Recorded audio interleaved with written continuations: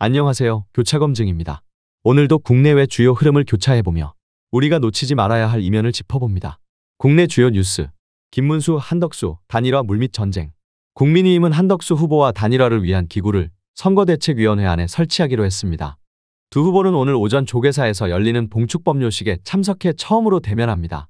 민주당, 조희대 대법원장 탄핵 보류. 민주당 대법원 파기환송 사법 내란 규정. 모든 수단 동원사법부 향한 총공세 예고를 했습니다. 재판 기일 변경 요구했지만 조희대 탄핵은 보류하며 한 발 빠진 상황. 이재명 대표를 둘러싼 사법 리스크를 막기 위한 방탄 시도라는 분석이 나오는 한편 사법부의 독립성이 근본부터 흔들리는 전례가 될 수 있다는 우려도 커지고 있습니다. 이재명 지역화폐 확대 채무 탕감 소상공인 공약 발표. 이재명 대표가 자영업자 채무를 탕감하고 지역화폐 발행을 대폭 늘리겠다고 공약했습니다. 코로나 대출의 부담을 없애주겠다는 말이지만 재정은 어디서 충당하냐는 논란도 함께 나옵니다. 특히 현금 살포 프레임이 재부상하면서 과거 지역화폐 남발의 부작용이 다시 주목되고 있습니다. K 방산수주잔고 100조 돌파 임박. 한화, 카이, LI진엑스원, 현대로템 등 국내 방산 기업들이 폴란드, 사우디, 루마니아 등과 무기 수출 계약을 잇따라 체결하며 총 수주잔고가 100조 원에 육박했습니다. 이제 한국 방산산업은 단순 국산 무기 수준을 넘어 글로벌 무기 시장의 핵심 플레이어로 진입했다는 평가도 나옵니다. 김주애 공개 활동 증가. 북한 김정은 위원장의 딸 김주애가 다시 등장했습니다. 비핵화 협상 시기에만 모습을 드러내던 김주애가 연이은 공개 활동을 이어가는 건 후계자 수업 가능성을 높이고 있습니다. 기초연금 국내 거주 요건 도입 논의. 정부가 기초연금 수급 조건에 한국 내 거주 기간을 도입하려고 합니다. 그 이유는 간단합니다. 연금을 타가는 외국인이 너무 많기 때문입니다. 2024년 상반기 기준 외국인 노령연금 수령자는 1만 명이 넘고 그중 53%가 중국인입니다. 국민연금 지급액도 수백억 원대. 평생 세금 내는 사람 따로, 혜택 보는 사람 따로 괜찮을까요? 해외 주요 뉴스. 트럼프, JD 벤스를 후계자로. 트럼프 대통령이 직접 JD 벤스를 좋아한다고 언급했습니다. 벤스는 작년부터 반딥스, 친트럼프 노선을 명확히 해온 인물로 차세대 트럼피즘의 상징입니다. 동시에 ICE의 중앙화 불법 체류자 송환, 알카트라즈 교도소 부활, 멕시코만 유전 재개 등 보수표 결집 메시지를 매일 던지고 있습니다. 러시아 드론 방어 플러스 푸틴, 시진핑 회담 예고. 러시아 핵심 지역에 대한 우크라이나 드론 공격이 잇따르자 푸틴은 방공망을 재정비하고 시진핑과의 연례 회담을 준비 중입니다. 5월 7에서 10일 미중러 정세의 분수령이 될 수도 있습니다.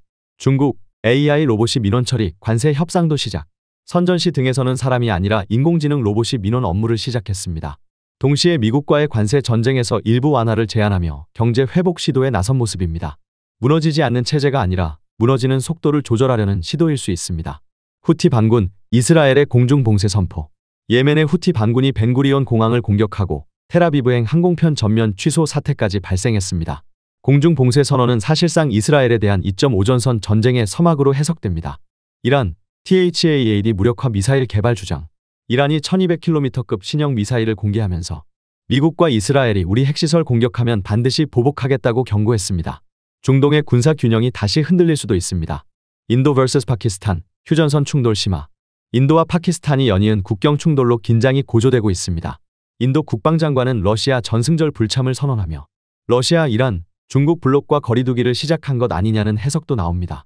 캐나다 엘버타, 미국 편입 주장 재점화. 캐나다 엘버타주 보수층이 우린 미국 51번째 주가 돼야 한다며 정치운동에 나섰습니다. 세금은 많이 내고 연방 혜택은 못 받는다는 불만.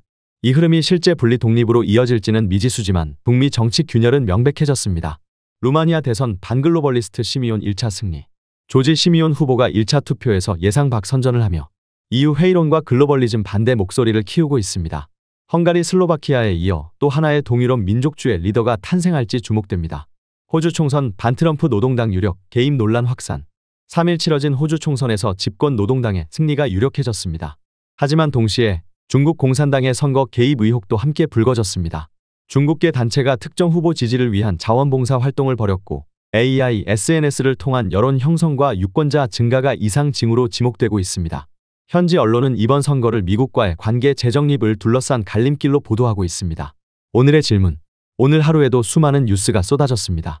하지만 그 모든 장면은 단순한 사건이 아닌 하나의 흐름과 하나의 그림 안에 있습니다.